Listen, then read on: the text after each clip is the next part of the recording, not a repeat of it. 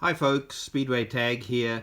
Quick video on a fantastic little roll and write that I got recently called Rustling Leaves. My wife got it for me for Christmas, and we absolutely love this.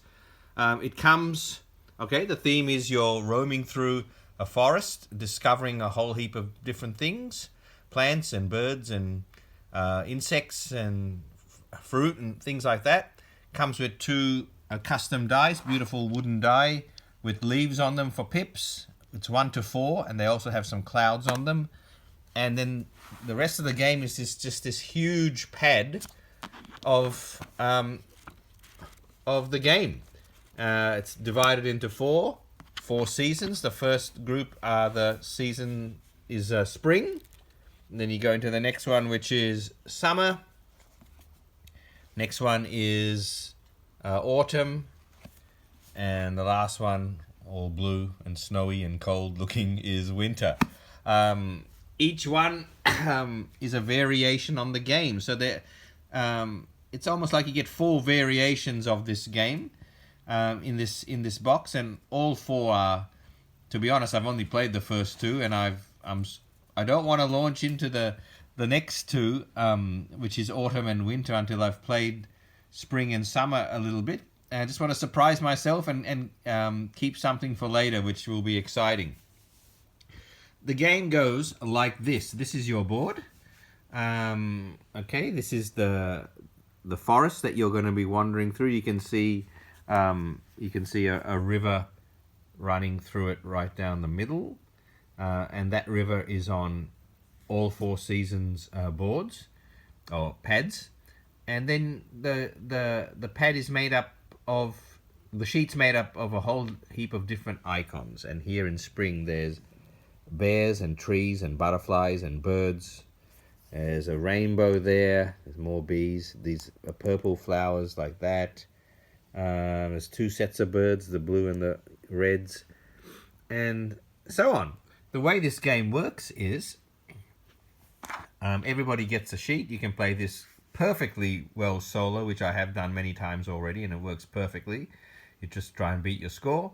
But if you're playing multiplayer, each one gets a sheet. It doesn't matter how many are playing. That's the beauty of these roll and writes most of the time. Roll the dice. And this is different for this game, and this is what I like. Okay, the way that those dice are used. The 2 and the 3 means you have to draw a 2x3 grid on this pad, encircling icons within a 2x3 grid. Okay, and everybody has to do that, right?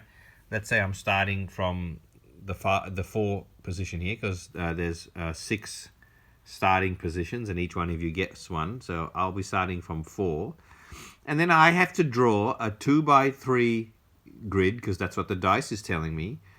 And for the first turn, you have to include your starting space, and after that, you have to be touching a previous area that you've encircled. So you can't draw over here and then over here. You have to be connected. All right, so for the 2x3, I might decide to go something like, let's see, so this is a 2x3 grid like this. Right, that's a 2x3 grid. And then you are allowed to mark off one kind of icon in that grid. If I choose the tree, well, I can mark off 2 trees. But if I choose the butterfly, there's only 1 butterfly there, so I only mark off 1 butterfly. So I'm going to choose the trees. So at that point, I'm just going to put a dot next to the trees. And then at the bottom of each sheet is the scoring. Okay, so which I'll explain in a minute, but just for the way the game works. At this point, I'm going to mark off my 2 trees there. Okay, so I've marked off 2 trees. Now, I think at this point, and the game does recommend this, it's a good idea then, after you've done all that, just to draw a few lines in that box to show that you've used this 2x3 grid. Because once you choose the trees, this is the beautiful balance and push and pull of the game. Once you choose one icon, I chose the trees, all the other four become unavailable to you for the rest of the game. So you have to make sure that this box is either shaded in if you're using pencils, or you can draw lines across them if you're using a texter like this.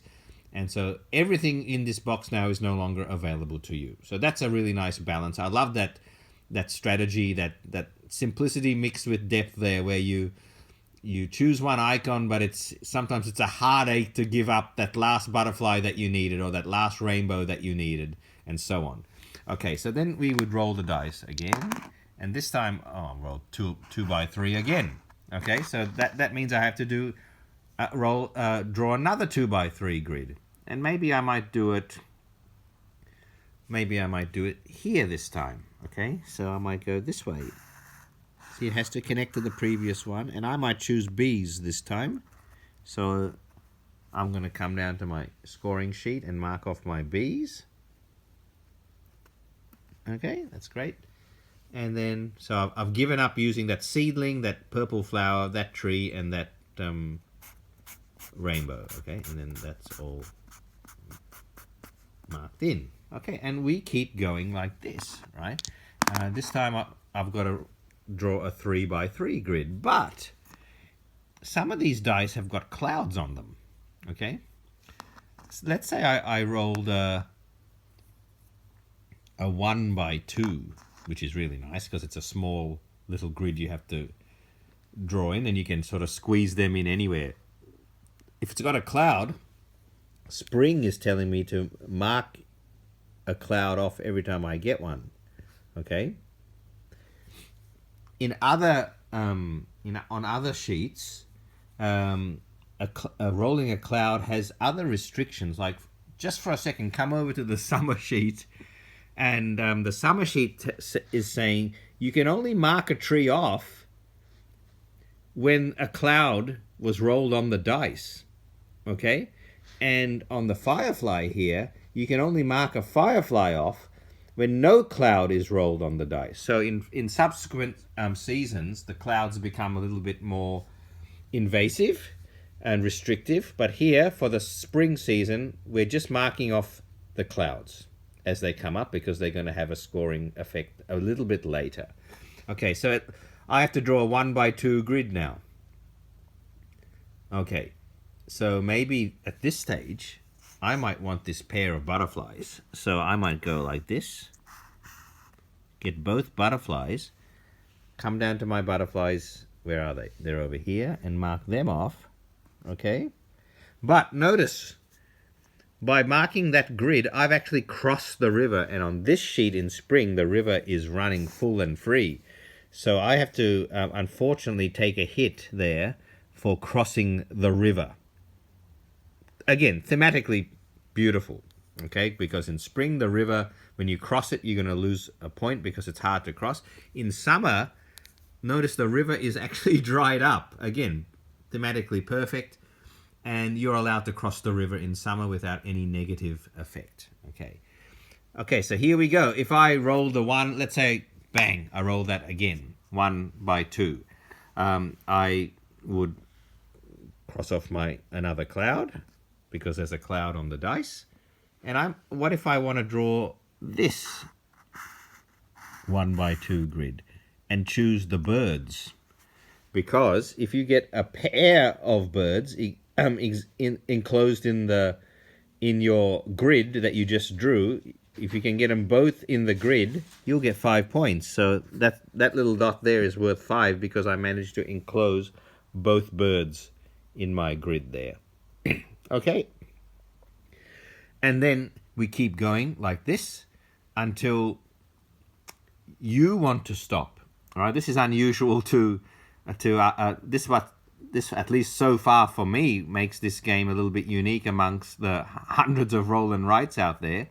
And there's someone can tell me if this is a feature of some other games. But I love the fact that this game allows the player to call it, right, and say, I'm out, when he feels that you're happy with, when he feels he's happy with his scoring, with the way his grid is, and he doesn't want to risk going any further, you can actually bow out and score at that point while the others keep going, which is really great.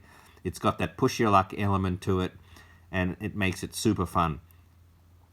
If you don't bow out and you can't actually, what if later in the game I roll a 4x4, right?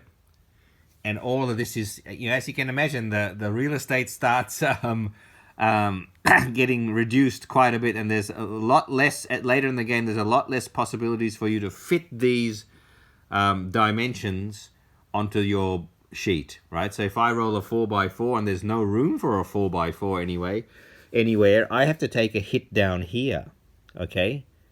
And that's a -3 points for doing that. Then you might think, boy, is it time to bow out? Or maybe I'll try another roll. And lo and behold, if you rolled another 4x4, you think, oh no. Right, I pushed my luck, I failed, I'd mark off another -3 here. And so on. There's a joker here.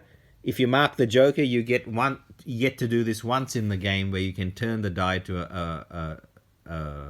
a value that you want. So I can make that a 4x1 by marking off my joker.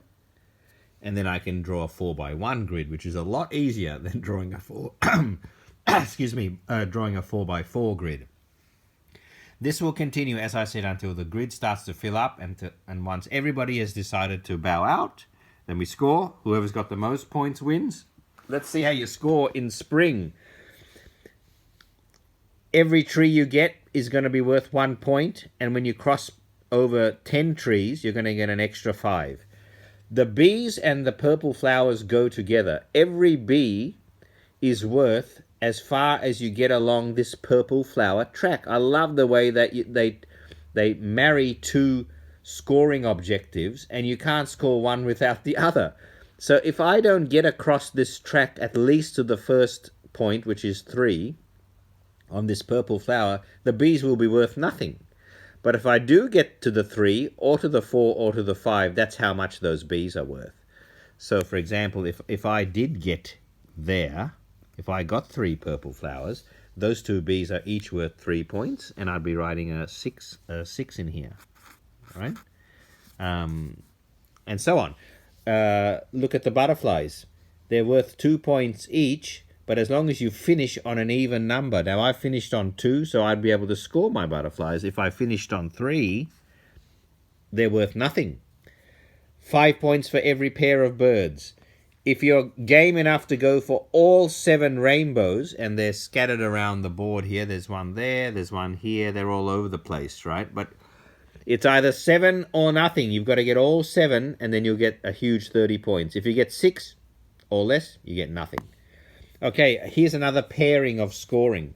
The clouds and the seedlings. Again, beautifully thematic. Clouds providing moisture for the seedlings to grow. Again, you've got to get the cloud up to 2 or up to 4 to score the seedlings. Just like the bees and the purple flowers, each seedling is worth as far as you get on the cloud track. I love these ones. There's bears all around in spring, and we don't want them in our enclosures, right? We don't want to, thematically speaking, discover them in the forest while we're walking around. So if you can manage to keep a bear out of your grids, each one is going to give you 3 points. -1 for crossing the river, -3 for messing up a grid and not being able to draw it on your sheet, and then put your total there. The decisions to be made in this game are so thinky and thematic and fun to consider. I've just given you a couple of ideas as to what you have to think about. Pretty soon you're going to realize you're going to start counting to see just how many birds are there. Are there plenty of opportunities there for a red and a blue bird to be close enough? For example, this red bird and this blue bird would need a 2x3 roll on the dice for me to enclose them both. How many bees are there? Is it worth to continue going for bees if most of my purple flowers are starting to get chewed up? So that's another consideration. Do I want to keep going with keeping the bears out? are they actually restricting me on getting better points from getting more trees or getting more seedlings? I really wish more clouds would turn up on the dice so I can get further on this cloud track to get my seedlings worth more. Do I need to use my joker to put a cloud on there? And so on. We've been literally playing this every day since I got it. I can sit on the couch. My wife can sit on another couch. One of us can do the rolling, and we can just sit back with our pad and mark off these grids, make all these really cool, simple but strategic decisions, and have really great fun with this game. And if it was just this one pad, we'd still love it. But the thought that you get summer, autumn, and winter as well with different scoring challenges and different icons that are thematic to the season makes it even better. There's, as you can see, there's daisies here. The trees in summer only score when a cloud turns up on the dice. The daisies will score only if you finish on an odd number. The first person to get the 4 clovers, which are, as you can see, on the outer corners of the board, the first person to get them all will get 20 points, and then 10 points for whoever gets them after that. Those 3 bits of fruit, the peach there, the apple, and the cherries, they multiply each other. So 2 apples, 4 cherries, and 2 peaches is 2 by 4 by 2. But if you don't get one of them and there's a 0, well, then it's 0 for everything, because 0 times anything is 0, right? The fireflies will only score when there's no cloud rolled on the dice. Again, thematic. If you can keep the mosquitoes out of the grids, you're going to get 15 at the end. And that makes perfect thematical sense, especially for me. Just one mosquito ruins my whole day, inside or outside, day or night, right? And so I love this one with the mosquitoes, because if you just let one of them in your grids, you're not going to get those 15 points. You have to keep them all out. And the snake as well, similar to the bear, 3 points for every unenclosed snake. That's spring and summer. I'll leave autumn and winter for you guys to discover. Rustling Leaves, a great roll and write game to check out. Thanks, guys. See you later.